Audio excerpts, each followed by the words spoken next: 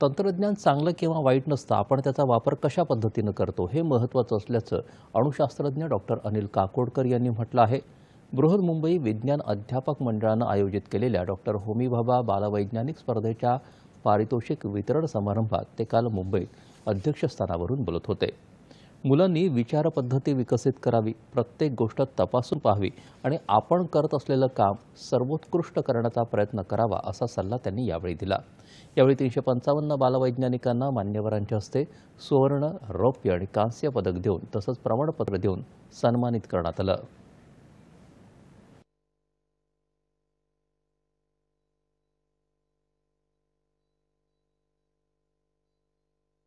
मला gold medal भेटले आहे।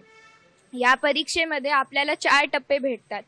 मला हे प्रोजेक्ट बनवताना खूप आनंद आला व मला वेगवेगळ्या वस्तूंची माहिती अजून जास्त कळाली। माझ्यामध्ये एक सायंटिफिक ॲटिट्यूड निर्माण झाला आणि ते मला फ्युचरमध्ये खरंच कामाला येईल।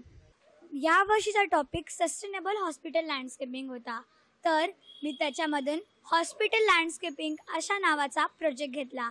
मी खूपशे झाडं लावले, खूपशे हॉस्पिटल्सला विजिट्स दिले आणि दुसरे खूप काही कामं केले।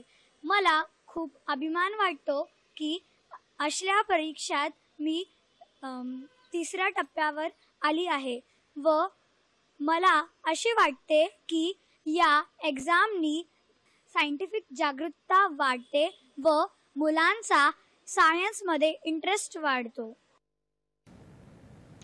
यानंतर